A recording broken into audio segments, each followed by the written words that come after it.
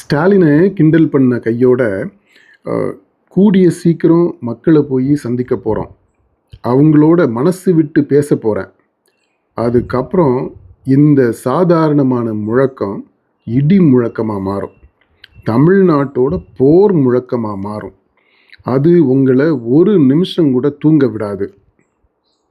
இதில் ரெண்டு பாயிண்ட்டு நம்ம கவனிக்கணுங்க. ஒன்று, கூடிய சீக்கிரமே மக்களை சந்திக்க போகிறேன் அப்படின்றது.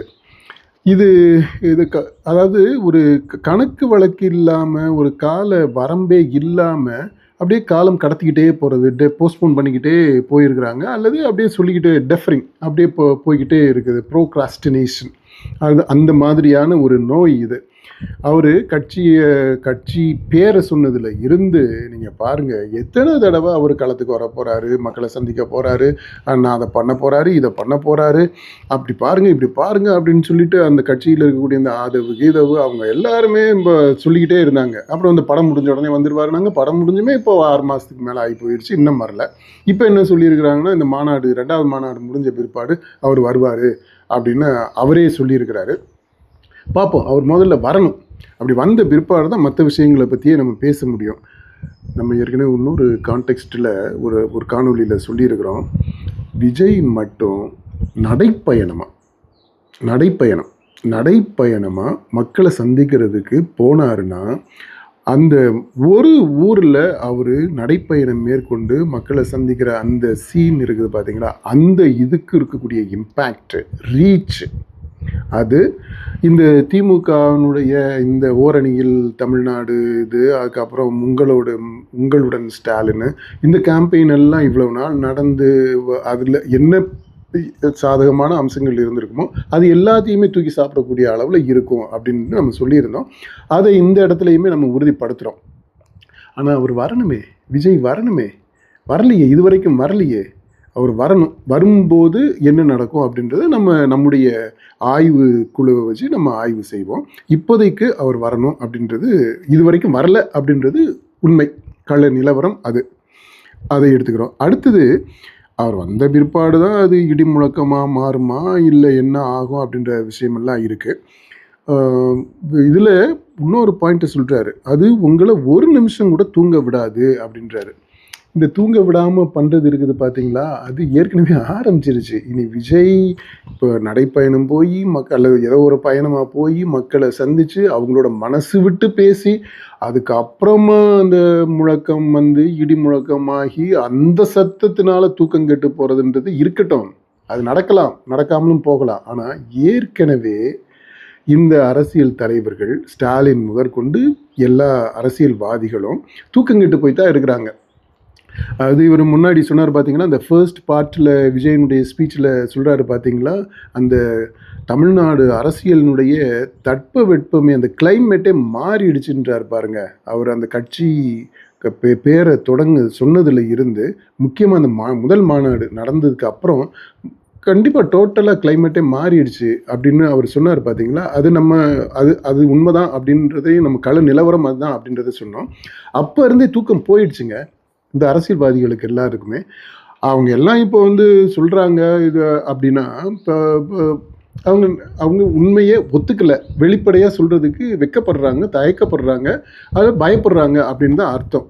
அது எல்லாருடைய தூக்கத்தையுமே டிஸ்டர்ப் பண்ணிக்கிட்டு தான் இருக்குது தாவேகா. ஆல்ரெடி ஏற்கனவே அப்படி தான் இருக்குது. இது அடுத்து இந்த தூக்கம் கெட்டு போகிறதுன்றதை வந்து ஒரு பெரிய விஷயமா நம்ம எடுத்துக்க தேவையில்லை. Vijay, I think he should realise, இந்த தலைவர்களுடைய தூக்கத்தை கெடுக்கிறதுல உனக்கு என்ன ஆக போகுது, நமக்கு என்ன தாவேகாவு, அதனால என்ன நடக்க போகுது? அதாவது ஒருத்தனை வெறிய மூட்டி விட்டு இப்போ அவனுக்கு அதனால நமக்கு என்ன ஆக போகுது? ஆக்சுவலாக அது பாதகமாக கூட முடிஞ்சிட முடியும். அது இல்லை நோக்கம், அது இல்லை. அது இந்த போட்டிக்கு நீங்கள் தயாராக இருக்கிறீங்க, அந்த போட்டியை எதிர்ப்பக்கம் எதிர் அணியில் இருக்கக்கூடியவங்களுடைய வலுவை தாண்டி உங்களுடைய வலுவை நீங்கள் காட்ட போகிறீங்க அப்படின்றது தான் இதில் தி இஷ்யூ அட் ஸ்டேக்.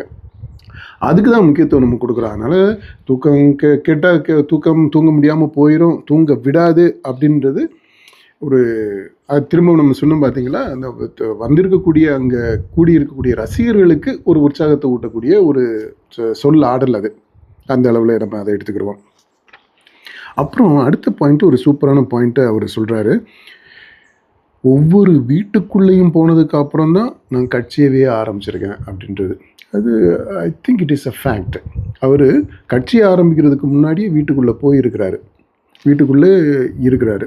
அது மாதிரி எல்லார் வீட்டுக்குள்ளேயும் போகலை, அவருடைய ரசிகர்களுடைய வீட்டுக்குள்ளே போயிருக்கிறாரு.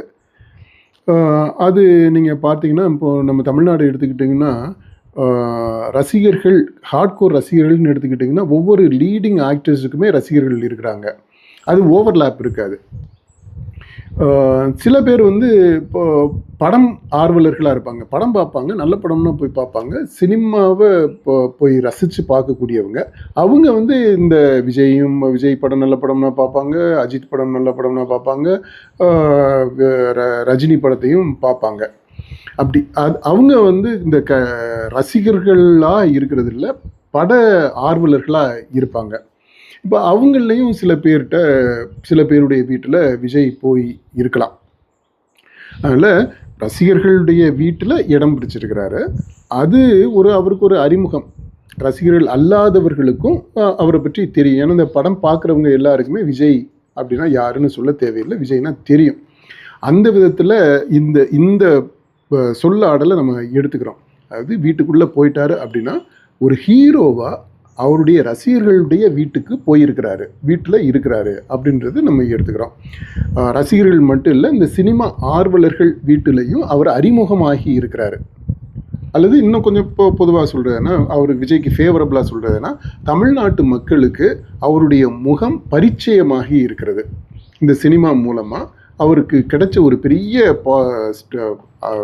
சாதகமான அம்சம் என்ன அப்படின்னா, அவருக்கு புதுசாக ஒரு அறிமுகம் தேவையில்லை, அவர் ஏற்கனவே எல்லாருக்கும் அறிமுகமாகி இருக்கிறாரு அப்படின்றது. அது ஃபேக்ட்டுங்க, அதை நம்ம எடுத்துக்கிறோம். ஆனால் இதனால இந்த கட்சின்னு இப்போ ஆரம்பிச்சிருக்கிறார் பார்த்தீங்களா, அப்போ அவங்க எல்லாருமே விஜயினுடைய கட்சிக்கு உறுப்பினர்கள் ஆயிட்டாங்களா? இல்லை இல்லை இல்லை இல்லை, அங்கே தான் தப்பு பண்ணுறாங்க. ஒரு நேரட்டிவை செட் பண்ணதுக்கு பார்க்குறாங்க. இந்த ரசிகர்கள் அவங்க தமிழ்நாட்டு ஒட்டுமொத்த மக்களும் கிடையாது.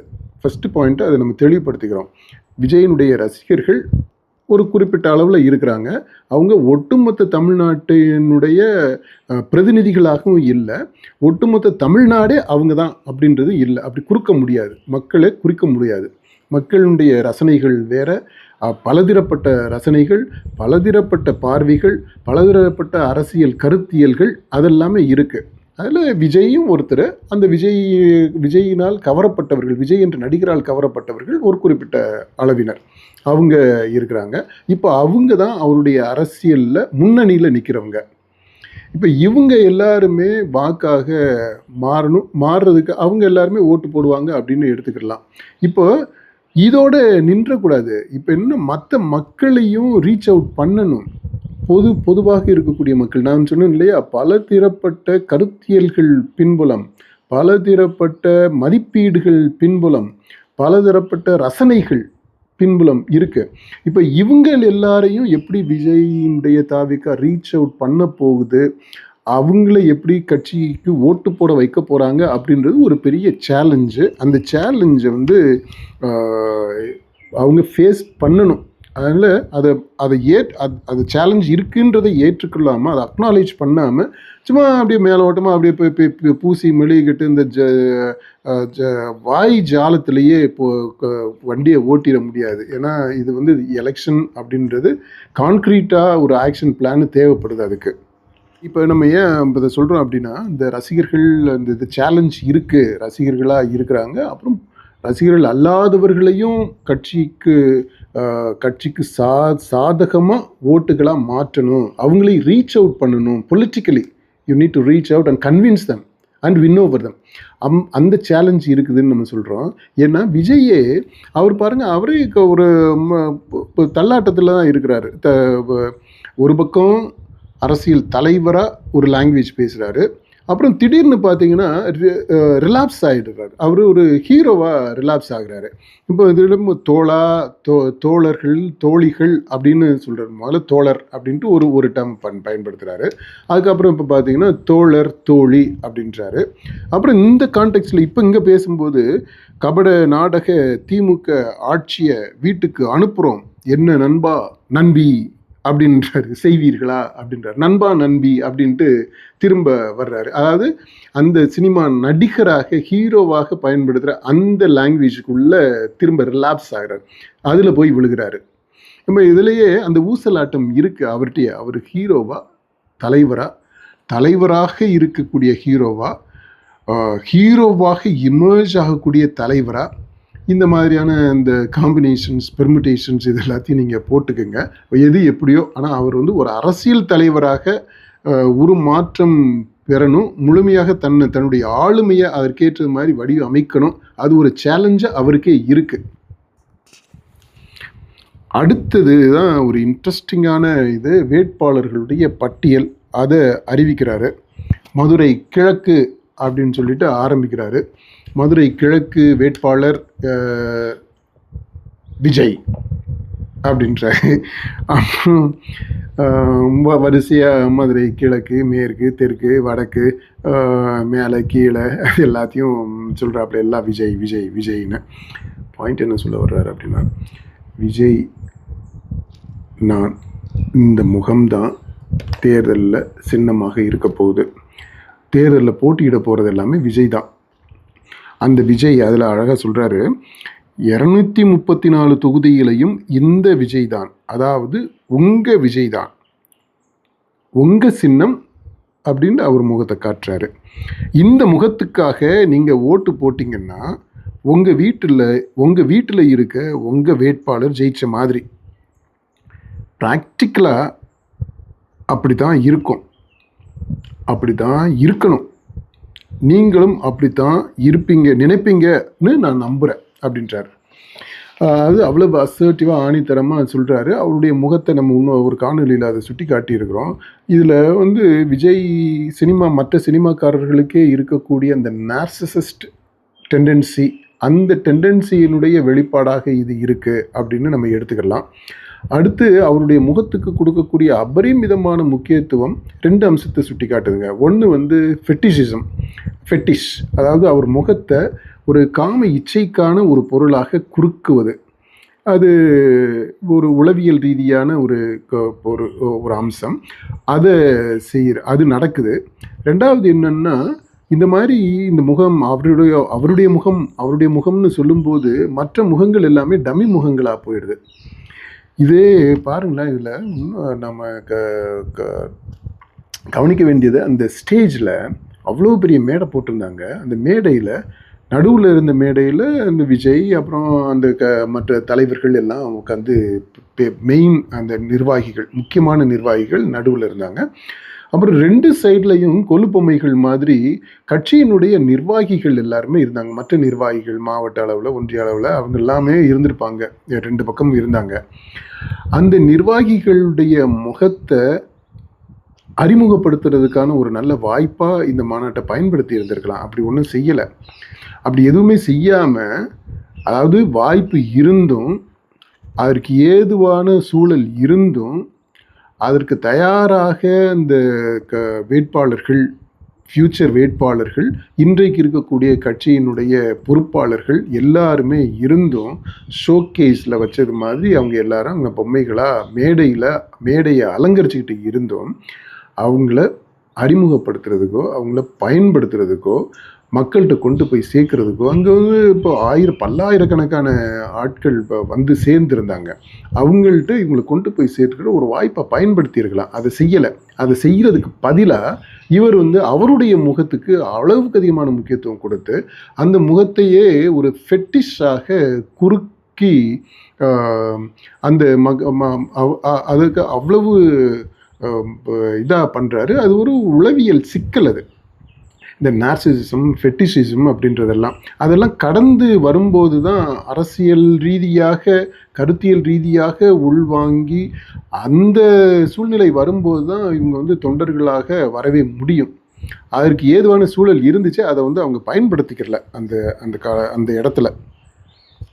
அடுத்தது வந்து ஃபைனலாக என்ன சொல்கிறாருன்னா, டிவிகே இந்த சேலஞ்சை வந்து TVK will take it, TVK will meet it, TVK will compete with it, TVK will conquer it, TVK will conquer it அப்படின்னு சொல்லிட்டு ஆங்கிலத்தில் சொல்லி அந்த 2வது பார்ட்டை முடிக்கிறாரு. அடுத்து 3வது பார்ட் அவருடைய ஸ்பீச்சில், அது ஸ்னோலின் அம்மா இவரை தன்னுடைய தம்பியாக அடாப்ட் பண்ணிக்கிட்டதில் அந்த நிகழ்ச்சியை சொல்லி தொடங்குறாரு. நான் வந்து ஸ்னோலினுக்கு தாய் மாமன், ஸ்னோலினுக்கு மட்டும் இல்லை எல்லாருக்குமே நான் வந்து தாய் மாமன், நம்ம உறவு ரத்த உறவு அப்படின்றாரு. இந்த ஸ்னோலின் விஷயத்தை ஃபஸ்ட்டு சொல்லிடுவோம்.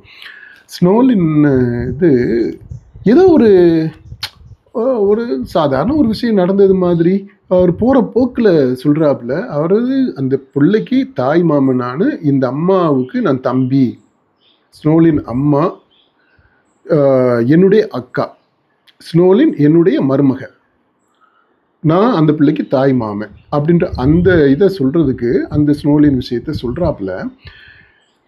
ஆனால் ஸ்னோலின் விஷயம் அவ்வளவு எளிதாக எந்த உணர்ச்சி வசப்படாமல், கோபப்படாமல், ஆத்திரப்படாமல் இப்போ சொல்லக்கூடிய ஒரு இதாங்க இன்சிடெண்ட்டாக அது.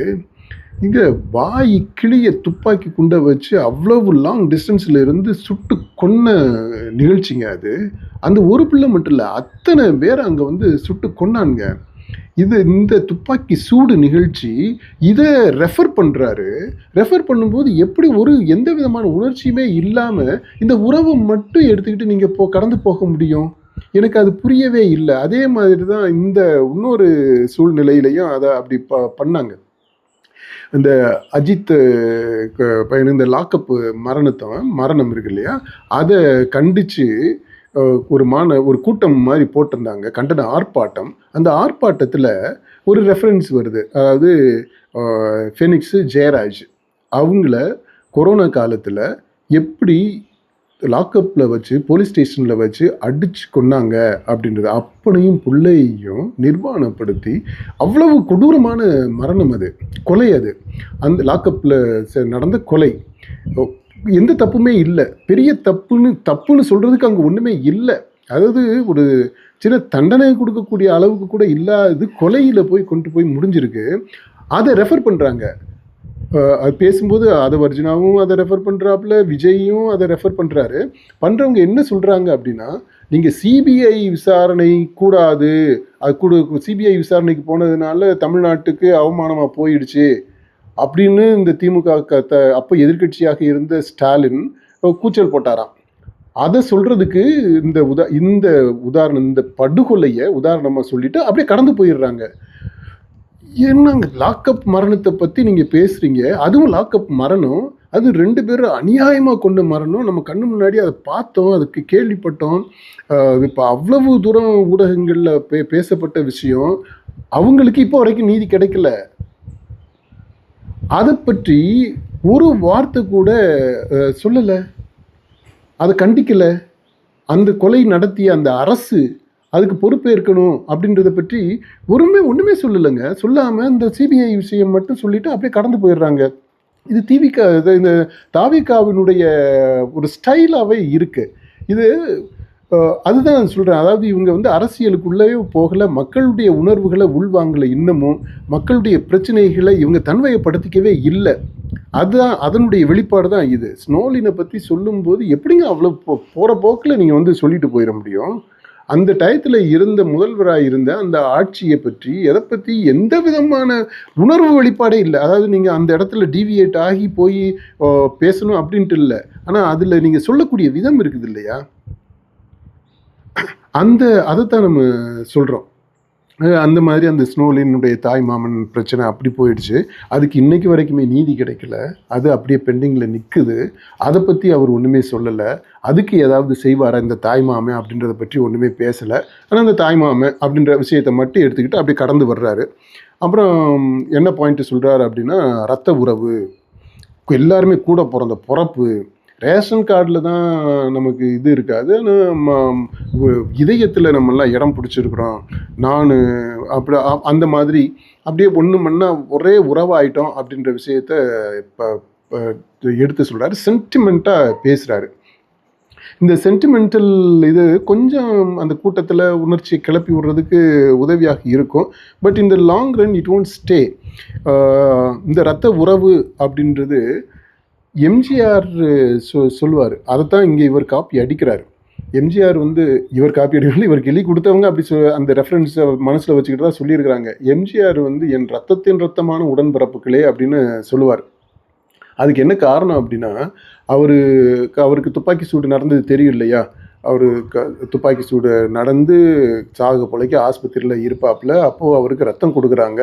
அப்படி ரத்தம் கொடுத்தது எல்லாமே அவருடைய ரசிகர்கள் அவங்க ரத்தம் கொடுக்குறாங்க அப்படின்ட்டு அதை அக்னாலேஜ் பண்ணக்கூடிய விதத்தில் எனக்கு திரும்பவும் உயிர் வர்றதுக்கு இந்த ரத்தம், நீங்கள் கொடுத்த ரத்தம் எனக்கு உயிரை கொடுத்துருக்குது, 2வது வாழ்க்கையை கொடுத்துருக்குது.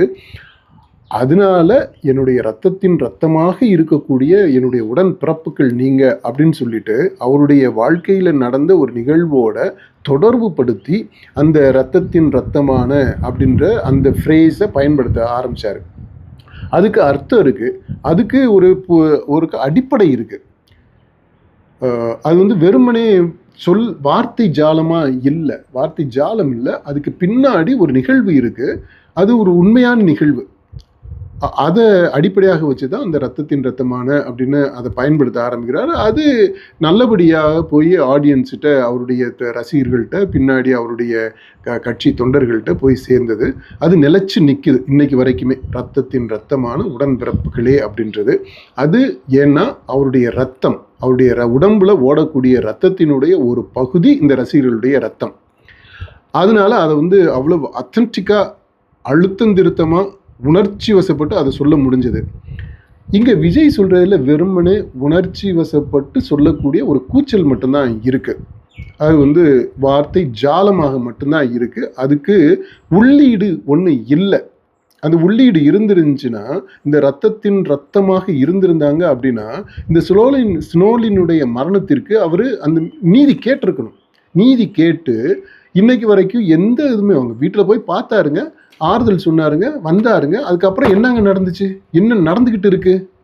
ஒன்றுமே நடக்கலை. ஸோ அதுதான் சொல்கிறேன், அந்த பெரிய இடைவெளி இருக்குது. அந்த இடைவெளி இருக்குது அப்படின்றத அவர் உணர்ந்தாருன்னா, இந்த மாதிரி இந்த சென்டிமெண்டலாக பேசுகிறது அதுக்கு ஒரு உள்ளீடு வரும், அது ஒரு கான்டென்ட் வரும். இது வெறுமனே ஜார்கன் தான், மேலோட்டமாக மட்டும்தான் இருக்குது, உள்ளீடற்ற வெற்று சத்தமாக மட்டும்தான் இருக்குது. ஓகே, அடுத்தது நான் இன்னும் மார்க்கெட்டு போனதுக்கு அப்புறம், ரிட்டையர்டு ஆனதுக்கு அப்புறம் அடைக்கலம் தேடி அரசியலுக்கு வரல, படைக்கலனோட வந்திருக்கோம் அப்படின்றார். அது எப்படி எடுத்துக்கிறது அப்படின்னா, ஒரு கிண்டல், நையாண்டி, கேலி பண்ணுறாரு, யாரோ குத்தி காட்டுறாரு. மார்க்கெட்டு போனதுக்கு அப்புறம் அரசியலுக்கு வந்தவன் மார்க்கெட் போனதுக்கு அப்புறம் அரசியலுக்கு இவர் கமலை சொல்கிறாரு அப்படின்னா, அவருக்கு இன்னும் மார்க்கெட்டு போகலை. அவர் படம் நல்லா தான் போய்கிட்டு இருக்கு. இப்போ சமீபத்தில் தக் லைஃப் வரைக்குமே அவர் நல்லா தான் நடிச்சிருக்கிறாரு. ஓகே, முன்ன பின்ன இருக்கும். இப்போ விஜய் நடித்த படம் எல்லாமே சூப்பர் ஹிட் ஆகிடுச்சு, பாக்ஸ் ஆஃபீஸில் எல்லாமே பயங்கரமாக பணத்தை வாரி கூச்சிடுச்சா என்ன, ரிட்டர்ன்ஸ் அப்படியெல்லாம் ஒன்றும் பிரமாதமாகலாம் இல்லை. நிறைய படங்கள் தொடர்ந்து அடுத்தடுத்து அடி வாங்கிக்கிட்டு தான் இருந்திருக்கு. முன்ன பின்ன சிலது பிரேக் ஈவன் ஆகிருக்கு, சிலது டேபிள் ப்ராஃபிட் அப்படின்னு சொல்லுவாங்க. அதாவது படம் ரிலீஸ் ஆகி தியேட்டருக்காரங்களுக்கு அடி வாங்கியிருக்கும், ஆனால் இவங்களுக்கு ப்ரொடியூஸ் பண்ணவங்களுக்கு, மற்றவங்களுக்கு வருமானம் வந்திருக்கும்.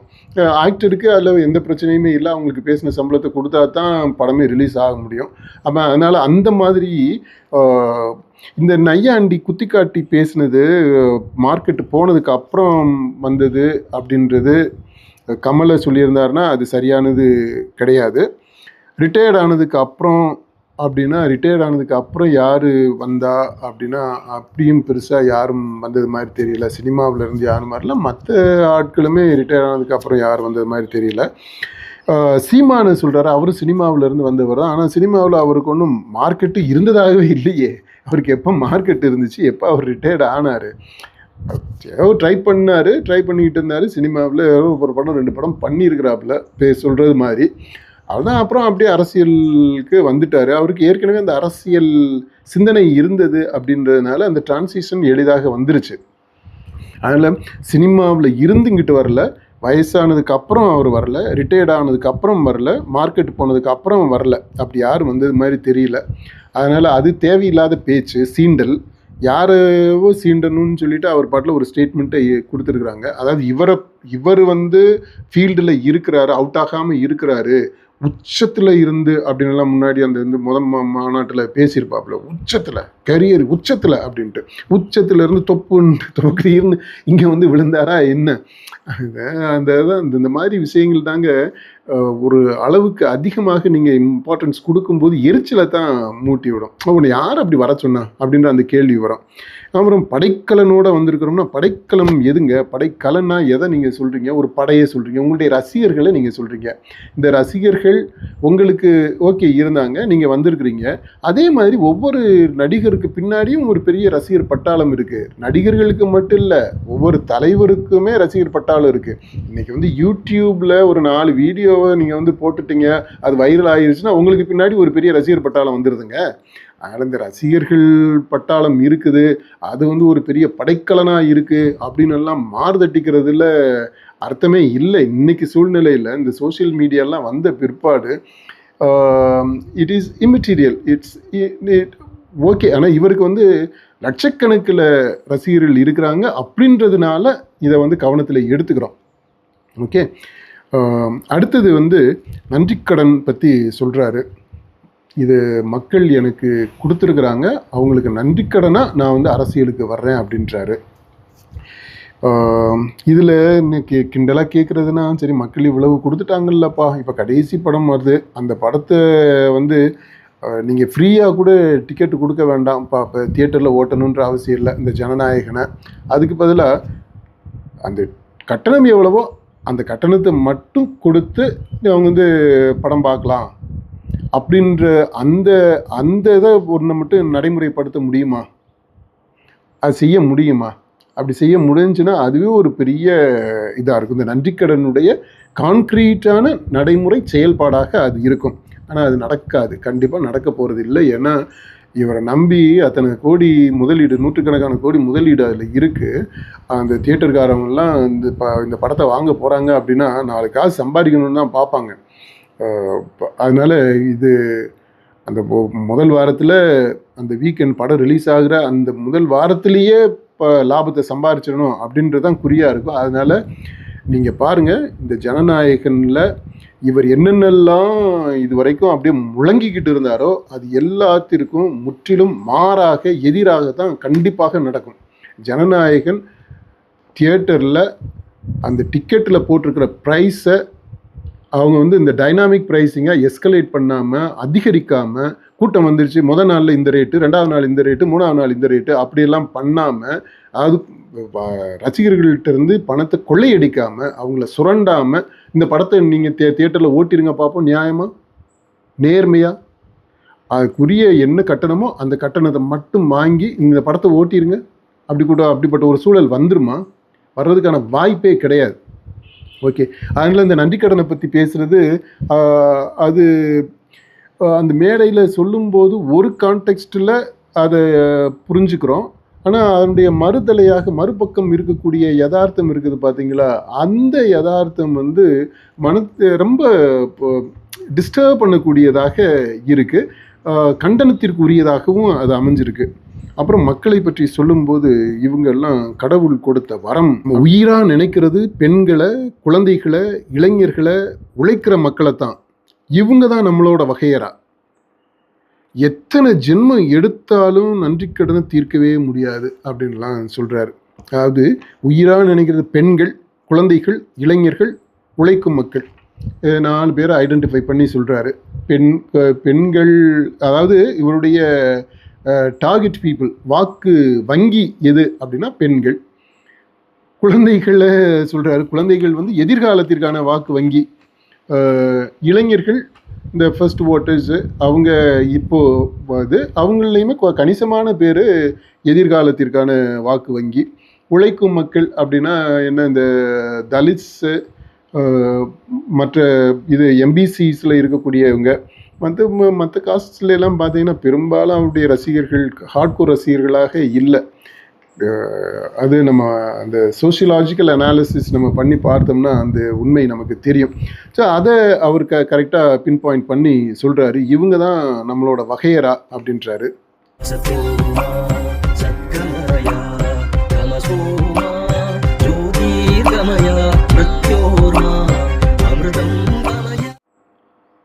I enjoy people, I respect people, I worship people அப்படின்றார்.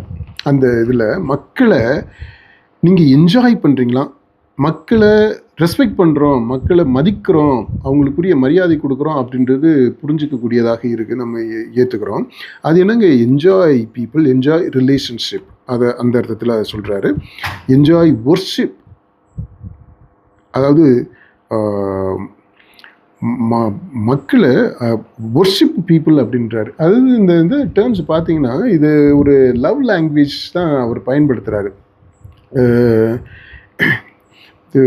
காதல் மொழி இது, என்ஜாய், ரெஸ்பெக்ட் அண்ட் வர்ஷிப் அப்படின்னு. மக்களை நம்ம ஒர்ஷிப் பண்ண தேவையில்லைங்க, நீங்கள் வந்து சர்வ் பண்ணுங்கள், அவங்களுக்கு தொண்டாற்றணும், மக்களுக்கு சேவை செய்யணும், பணி செய்யணும். அதை விட்டுட்டு நான் வந்து என்ஜாய் பண்ணுறேன், நான் வந்து ஒர்ஷிப் பண்ணுறேன் அப்படின்ற ஒரு ரசிகனாக, நீங்கள் மக்களுடைய ரசிகர் இல்லைங்க, மக்களுடைய தொண்டர், மக்களுடைய சேவகர், மக்களுக்கு பணி செய்யணுன்ட்டு வரக்கூடிய தலைவர். ஓகே, அப்படி இன்னும் நீங்கள் வந்து அந்த அதெல்லாமே அந்த ஃபேன் லாங்குவேஜ், லவ் லாங்குவேஜ், இதை நீங்கள் அவர் விஜய் அங்கே பயன்படுத்துகிறாரு. இந்த இதில் எகென் அதில் வந்து ஒரு சென்டிமெண்டலாக பேசுகிறோம், மக்களுக்கு அவ்வளோ முக்கியத்துவம் கொடுக்குறாரு அப்படின்றத தவிர வேறு அதில் அர்த்தம் இல்லை. இந்த மாதிரியான மொழிகள் எல்லாம் ஓகே கேட்குறதுக்கு, அந்த அந்த கைத்தட்டுறதுக்கு, இந்த ரீல்ஸாக கட் பண்ணி போடுறதுக்கு உதவியாக இருக்குமே தவிர இட் டசன்ட் கம்யூனிகேட் எனிதிங்.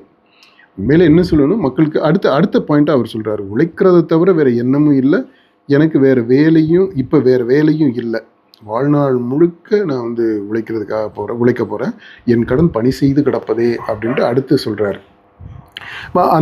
அந்த இதில் இது ஓகே, என் கடன் பணி செய்து கிடப்பது, மக்களுக்கு பணி செய்யணுன்ட்டு வர்றேன் அப்படின்றாரு. வாங்க, ஃபஸ்ட்டு பணி செய்கிறதுக்கு நீங்கள் வாங்க, பணி செய்கிறதுக்கு முதல்ல கேரவனை விட்டுட்டு வெளியில் வாங்க, 6 மணிக்கு மேலே நீங்கள் மக்களோட இருங்க. ஈவினிங்கில் நீங்கள் வந்து இந்த லாங்குவேஜ் பேசுகிறீங்க பார்த்தீங்களா, இந்த லவ் லாங்குவேஜ் பேசுகிறீங்க, heart to heart, day to day, அந்த மொழி பேசுகிறீங்க. ஆனால் அந்த மொழி பேசணுன்னா அதை உணர்வதற்கு இனிதான ஒரு சூழல் எதுனா மாலை நேரம். அந்த மாலை நேரத்தை நீங்கள் வந்து தவிர்த்துடுறீங்க. அந்த நேரம் மக்களோடு நீங்கள் செலவு பண்ணுறதே கிடையாது. நீங்கள் உங்களுக்கு தனிப்பட்ட இதுக்காக, தனிப்பட்ட என்ஜாய்மெண்ட்டுக்காக, தனிப்பட்ட ரெஸ்பெக்ட், தனிப்பட்ட வர்ஷிப், அதுக்காக நீங்கள் அந்த டயத்தை கொண்டு போயிடுறீங்க. மக்களுக்கான நேரமாக அது இருந்தது இல்லை. ஆனால் அதை நீங்கள் பண்ணணும். அப்படி பண்ணால் தான் உங்கள் விஜய் நான் வாரேன் அப்படின்னு நீங்கள் சொல்கிறதுக்கு அர்த்தமே இருக்கும். அப்புறம் செயல் முக்கியம், சிறப்பாக இருக்கணும், செய்கிற செயல் வந்து சிறப்பாக இருக்கணும், நல்லது செய்கிறதுக்கு மட்டும்தான் இந்த விஜய் அப்படின்னு சொல்கிறாரு. செயலுக்கு முக்கியத்துவம் கொடுக்குறாரு. அதை அவருடைய தாவிக்க தொண்டர்கள் கொஞ்சம் அங்கே செஞ்சுக்கிட்டு இருக்கிறாங்க. அது நம்ம அப்சர்வ் பண்ண, நம்முடைய தமிழ்நாடு முழுக்க நம்ம பயணத்தில் நம்ம பார்க்குறோம். தொண்டர்கள் அவங்களுடைய இனிஷியேட்டிவ் எடுத்து கொஞ்சம் நல்லது செஞ்சுக்கிட்டு இருக்கிறாங்க, செயலில் இறங்கி இருக்கிறாங்க. ஆனால் தலைமை வந்து அதற்கு எடுத்துக்காட்டாக இருக்கணும் இல்லையா? அது எடுத்துக்காட்டாக இருக்கும்போது தான் தொண்டர்கள் இன்னும் கொஞ்சம் அதிகமாக வேகத்தோட வேலை செய்வாங்க. அதுதான் அப்புறம் தேர்தலுக்கான ஒரு சூழலை உருவாக்கும். தேர்தலுக்கான ஒரு it will பேவ் way for the election work. Okay, அடுத்தது வந்து நல்லது செய்கிறதுக்கு மட்டும்தான் இந்த விஜய் அப்படின்னு, நல்லது செய்கிறதுக்கு மட்டும்தான் இந்த விஜய் அப்படின்றாரு. நல்லது செய்கிறத பற்றி சொல்கிறாப்புல. இந்த நல்லது செய்கிறதுன்றது ஒரு கேள்விக்குரியதுங்க. அது வந்து அப்படி கண்மூடித்தனமாக எடுத்துக்க முடியாது. நல்லதுன்னா யாருக்கு நல்லது செய்கிறது? நீங்கள் கார்ப்பரேட்ஸுக்கு நீங்கள் அரசு அமைக்கும்போது உங்களுடைய அரசு கார்ப்பரேட்ஸுக்கு நல்லது செய்யலாம். ஏழை எளிய மக்களுக்கு நீங்கள் சொன்னீங்க இல்லையா ஒரு பெரிய லிஸ்ட்டு, அந்த மக்களுக்கும் நல்லது செய்யலாம். ஆனால் என்ன அப்படின்னா, இந்த கார்ப்பரேட்ஸுக்கு நல்லது செய்கிறது, அவங்களுக்கு வாரி வழங்கக்கூடிய சலுகைகள் இது எல்லாமே நீங்கள் வந்து அது வளர்ச்சியினுடைய ஒரு அம்சம். வாராக்கடனாக இருக்கு கோடிக்கணக்கான அதாவது லட்சக்கணக்கான கோடிகளை தள்ளுபடி பண்ணுறோம் அவங்களுக்கு. அதெல்லாமே வளர்ச்சி திட்டத்தினுடைய ஒரு பகுதியாக போயிடுது. இது எல்லாமே கார்ப்பரேட்ஸு நாட்டினுடைய வளர்ச்சிக்கு, தொழில் முன்னேற்றத்திற்கு செய்யக்கூடிய விஷயம் அப்படின்னு சொல்லிட்டு அதுவும் நல்லது அப்படின்ற கணக்கில் அது போயிடுது. இன்னொரு பக்கம் பார்த்தீங்கன்னா, இந்த பாதிக்கப்பட்டு இருக்கக்கூடிய, ஒடுக்கப்பட்டு இருக்கக்கூடிய விளிம்பு நிலை மக்கள், ஏழை எளிய மக்கள், அவங்களுக்கு செய்யக்கூடியதெல்லாம் சலுகை, இலவசம் அப்படின்னு கொச்சைப்படுத்துறீங்க. நீங்கள் இந்த விஜயை அவருடைய படத்தில் கொச்சைப்படுத்தி இருக்கிறாரா இந்த ஏழை எளிய மக்களுக்கு கொடுக்கக்கூடியதை? அப்போது நல்லது செய்கிறது அப்படின்னா எது நல்லது செய்கிறது? இதே தாங்க. அதாவது ஒரு பக்கம் லட்சக்கணக்கான கோடிகளை நீங்கள் வந்து தள்ளுபடி பண்ணுறீங்க, இன்னொரு பக்கம் சில ஆயிரங்கள் மதிப்புள்ள ஒரு பொருளை இங்கே கொடுக்குறீங்க. இது வந்து கண்டனத்திற்குரியதாக போயிடுது. இந்த ஏழை எளிய மக்களுக்கு கொடுக்கறது கண்டனத்திற்குரியதாக, சலுகையாக தவிர்க்கப்பட வேண்டியது. அது ஒழிச்சு கட்டணும். அதுக்கு பதிலாக அது வந்து நாட்டு முன்னேற்றத்திற்கு எதிராக இருக்குதுன்ற இன்னொரு பக்கம் பார்த்தீங்கன்னா, இதை வந்து நாட்டு முன்னேற்றத்திற்கான அறிகுறியாக நீங்கள் வந்து அதை எடுத்துக்கிறீங்க. அதனால நல்லது செய்கிறதுக்கு மட்டும்தான் அப்படின்றது எல்லாமே கேள்விக்குறி. ஏன்னா வந்து நீங்கள் நல்லது செய்கிறத நீங்கள் பார்க்குறோம். நீங்கள் கொக்கோ கோலாவுக்கு அதுக்கு விளம்பரத்துக்கு நடித்தவர் தான். அது அப்போ வந்து அது எப்படி நல்லதாக போயிடும்? இன்றைக்கி சுற்றுச்சூழலை பற்றி நீங்கள் பேசுகிறீங்க. அதில் நிறைய முரண்பாடுகள் இருக்குது. ஸோ இந்த நல்லது அப்படின்றது ஒரு வேல்யூ நியூட்ரலாக எடுத்துக்க முடியாது. அது யாருக்கு சைடு எடுக்கணும், அது யாருக்கு நல்லது செய்ய போகிறோம் அப்படின்றது அதுதான் ஒரு முக்கியமான கேள்வி. அதை இவர் கேட்பாருன்னு நம்ம நினைக்கிறோம். அடுத்தது வந்து ஒரு குட்டி கதையை சொல்கிறாரு. ஒரு அரசியல் தலைவன், அவன் சினிமாக்காரனா நல்லவனா கெட்டவனான்றதை தாண்டி அவன் உண்மையானவனா அப்படின்றது முக்கியம் அப்படின்றாரு. நல்லவனா கெட்டவனான்றதை தாண்டி சினிமாக்காரனா இல்லையா அப்படின்றது ஓகே. அவன் சினிமாக்காரனாக இருக்கலாம், இல்லை டாக்டராக இருக்கலாம், இல்லை யாராக வேணாலும் இருக்கலாம், கூலி வேலை செய்கிறவனா கூட இருக்கலாம், விடுங்க. அதனால் அது தொழில் ரீதியாக சொல்கிறதுன்றது வேற.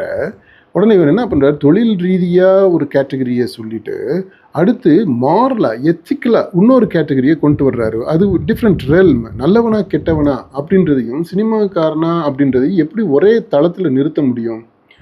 சினிமாக்காரரா, கூலி வேலை செய்கிறவரா, தச்சு வேலை செய்கிறவரா, உழவு செய்யக்கூடிய விவசாய தொழில் செய்கிறவரா, மீன் பிடிக்கிறவரா, அது அப்படி போகுது. அதில் யாராக வேணாலும் இருக்கலாம். அரசியல் தலைவராகிறதுக்கு இந்த மாதிரி செய்யக்கூடிய தொழில் ஒரு தடை கிடையாது. அது வந்து ஒரு க்ரைட்டீரியனா கொண்டு வர தேவையில்லை. ஃபைன். ஆனால் நல்லவனா கெட்டவனா, அவன் யோக்கியனா அயோக்கியனா, இந்த கேள்வி கேட்டு தானங்க ஆகணும். அது எப்படி நீங்கள் கடந்து போயிட முடியும்? உண்மையானவனா அப்படின்றது ஓகே. உண்மையானவனாக இருக்கிறவன், இப்போ நீங்கள் அந்த மாஃபியாவை எடுத்துக்கிட்டிங்கன்னா அந்த கூட்டத்தில் இருக்கிறவங்களுக்கே உள்ள ஒரு ஒழுங்கு இருக்குது.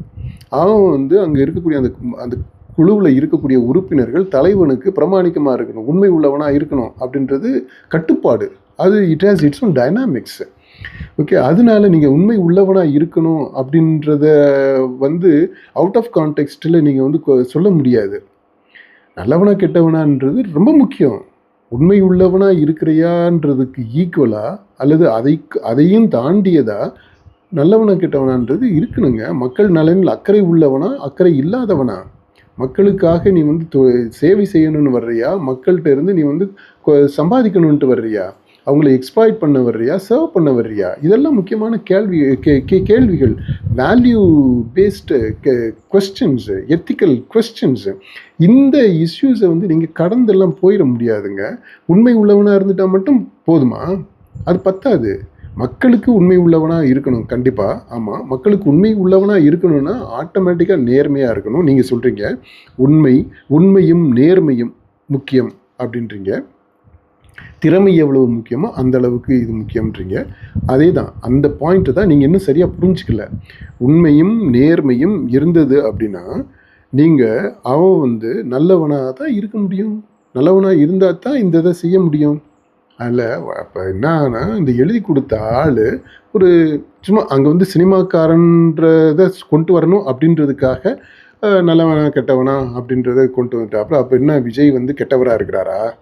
அவர் சினிமாக்காரராக இருக்கிறாரு, சரி. அவர் கெட்டவராக இருக்கிறாரா? அப்படி ஏன் நல்லவனா கெட்டவனான்றதை அங்கே கொண்டு போய் சேர்க்கணும்? அதில் இன்னும் கொஞ்சம் அவசரப்பட்டு இந்த உரையை எழுதியிருக்கிறாங்கன்னு நினைக்கிறேன். அதெல்லாம் அவ்வளோ முரண்பாடுகள். இப்போ நம்ம பேசிட்டு வந்தோம் பார்த்தீங்களா, எத்தனை முரண்பாடுகள் அதில் நம்ம சுட்டி காட்டியிருக்கிறோம். ஹவு மெனி லேப்ஸஸ், அது not much thinking into it.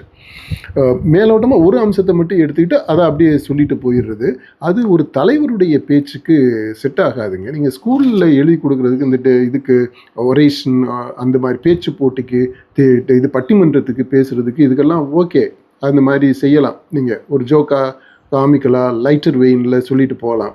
ஆனால் ஒரு தலைவர் பேசக்கூடிய பேச்சு அதனுடைய ஆழம் என்ன, அதனுடைய இம்ப்ளிகேஷன்ஸ் என்ன அப்படின்றது எல்லாத்தையும் பார்த்து தான் செய்யணும். அந்த விதத்தில் நீங்கள் பார்த்தீங்கன்னா அந்த கடைசியாக சொல்லக்கூடிய அந்த குட்டி கதையுமே கூட அவ்வளவு சிறப்பான கதையாக இல்லை. ஒரு பேச்சை முடிக்கிறதுக்கான ஒரு முத்தாய்ப்பான கதை இல்லை. அதுவுமே சீமான் சொன்ன ஒரு கதை அதனுடைய தழுவலாக இருக்குது. பைதவே நம்ம வந்து ஏற்கனவே சுட்டி காட்டியிருக்கிறோம்.